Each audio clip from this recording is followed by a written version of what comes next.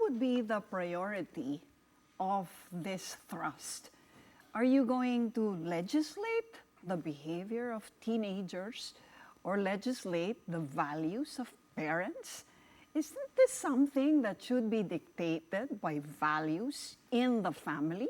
So when you say, for example, that the government is going to do this, are you going to now require all families to subscribe to a set of values legislated by people whose values may differ from theirs? I mean, is this really the approach?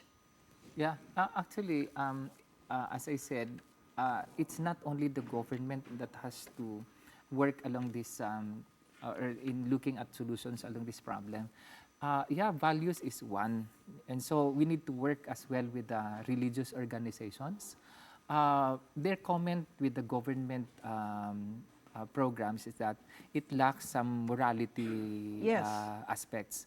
And so in that case, we encourage our partner religious organizations to work with us, making sure that they are able to influence in terms of values. One of the factors of the increasing cases of teen pregnancies is the moral decadence. So it means that along the years, we're not able to maintain the kind of, for example, the abstinence, which is supposedly a factor of, the contribution of our religious beliefs to abstain from premarital sexual activities prior to marriage. So in that case, they have a big role. But of course, the government is there to make sure that all the programs, the policies, and all the different activities down to the community level are available. The role of the religious sector is to support. If possible, they can work together at various levels of the local governments, whether in the provinces, in the cities, in the municipalities, in the barangays. So it's a huge problem, really.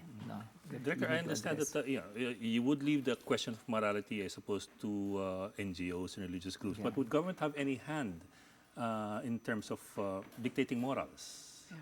In terms of dictating what is of value to an individual and what is of no value to an individual? And not only that, by making it a law, there will have to be punitive measures. So what if a set of parents feels that they just want to bring their children up in this way? Who is the state that it should interfere?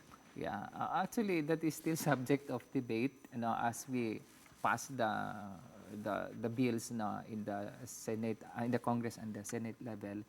But of course, all aspects should have been carefully examined by our policymakers.